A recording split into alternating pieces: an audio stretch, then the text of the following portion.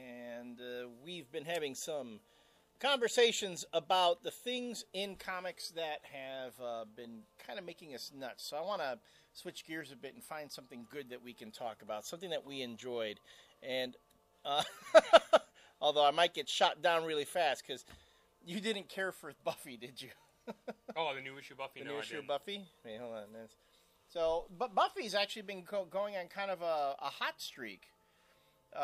This episode is written by Jane Espenson, actually one of my favorite writers on the Buffy series. She did awesome stuff on the show, but I just didn't care for this issue. Is that a one and done or part one? It's a one and it's a one and done. It's with Harmony. Harmony? Yeah, bringing Harmony back into the Buffyverse. Well, what happened? I mean, what was wrong with it? It just seemed really not relevant to anything, unless they're going to come back to it. But it's all about Harmony and she gets her own TV show on MTV and stuff like that. And it's kind of bookended with Buffy. Like Buffy, I think is only in it. Buffy and the Scoobies are only in this maybe for a page and a half or so. And it's all about Harmony, unless they're going to come back to this story later on. Mm-hmm. But it was just very. I mean, I like Harmony. Don't get me wrong. But I just didn't. Nothing really intrigued me about this story. It was kind of like the writing seemed kind of poor. On its own, was it funny? Did it have a feel? No. I think that's what it was. Is it tried to be funny, and it just wasn't funny. You know, I just didn't care for it. Andrew shows up in it though, which is kind of cool. But I don't know. I mean, read it and let me know. But it just didn't flow very naturally for me. It just like I said, I think it tried to be too cool and too hip and too funny, and it just didn't play well with me. I don't know what it was, but whereas the last issue right before it, which was ironically written by Jeff Loeb, supposedly pretty well, written by Jeff Loeb. Which I want to just in all seriousness, though I know we rag on him a lot, but I think what I liked actually about that issue was that. The proceeds from the book were going to be going to the Sam Loeb Foundation. Oh, that's cool. The scholarship, and there was a nice little ad in there about the dramatic arts program and scholarship that they have going for the Sam Loeb Foundation. So, Jeff Loeb, while you drive us nuts as a writer, we really respect what you're doing there in memory of your son. So. Mm-hmm. But okay, we wanted to say something good. So how about you were looking at the X-Men Spider-Man book, and about Christos Gage, who because I was we haven't talked about Christos Gage in a long time, and I kind of wanted to talk about something that he's been doing, and he's been doing this X-Men Spider-Man miniseries with Mario Alberti, this Italian artist, and man, all right, don't switch off now, because I know a lot of you guys, as soon as we start talking anything good about anything, you just stop watching or you give us really bad ratings. But just bear with me for a couple minutes here.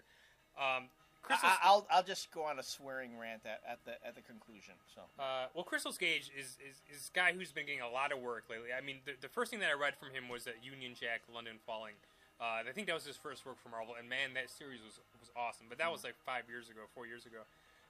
But this X-Men Spider-Man book is really good because the first it's going to be 4 issues. The third issue came out this week. The first issue takes place in the 60s. Mm-hmm. Second issue takes place in the late 80s. Mm-hmm. And the third issue takes place in the 90s. And there's an interconnecting story with Mr. Sinister in all, like, going through all of them. And I read stuff by like Brian Michael Bendis and other guys who are trying to shoehorn continuity or just rewrite continuity, Mark Miller, But this book is just, for continuity nerds, is just awesome. Because, I mean, to me, this feels like Christos Gage knows and loves the stories that he's telling in here and respects the work that came before him. I mean, I have to say, in issue 2, I thought, so far, was my favorite one because it was the story takes place like 2 weeks after Kraven's Last Hunt, and Kraven's Last Hunt to me that's my favorite comic ever. It also happens to be the very first comic I ever read was Kraven's Last Hunt, and just this cover alone. This is when I got into comics. This was this era with the X. This takes place right after Kraven's Last Hunt and right after the Mutant Massacre storyline in Uncanny X-Men.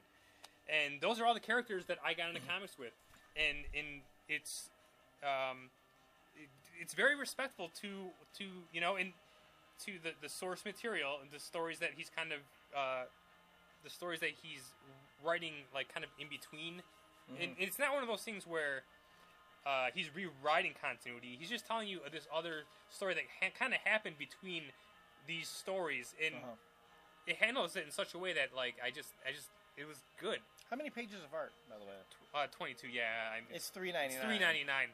I understand that. That's but it's, to me, this is what I think about this. This is an unknown Italian artist, and the art is beautiful. Right. In these books, and I can see him probably. He might be a big name in Italy. I don't know. And and artists obviously everywhere else, but in the United States, are more respected, and they get paid more money. So, if that's why it's $3.99, you know, I see. You know, just because they have to pay. Because the guy who's doing the art, he draws and paints it and color. I mean, it's all him. Okay. So, but just a nitpick, because that's what I do. If it's 60s, 70s, and 90s, I mean... No, 60s, 80s, and 90s. 60s, 80s, and 90s, that's covering like 30 years. Is Spider-Man like 50 by now? Yeah. Because it's like, that's the one thing that's always kind of annoyed me. The awesome thing about the one that takes place in the 90s is that it's Ben Reilly. It's not Peter Parker. Okay. Yeah, I'm just saying. I just kind of like that. Just I've had this discussion with writers for Marvel, and they give me the Marvel formula, which makes absolutely no sense to me. But that's what they go with. And now it's even more messed up that, like, Peter Parker's kind of young again. Yeah. And just right. And I don't know how they're explaining that, but okay. But I'm done talking good about stuff. I promise I'll bash the shit out of everything else that we talk about from here on out. Well, I'm telling you right now, there's plenty to bash, but that's going to have to come in the next segment. We hope you join us.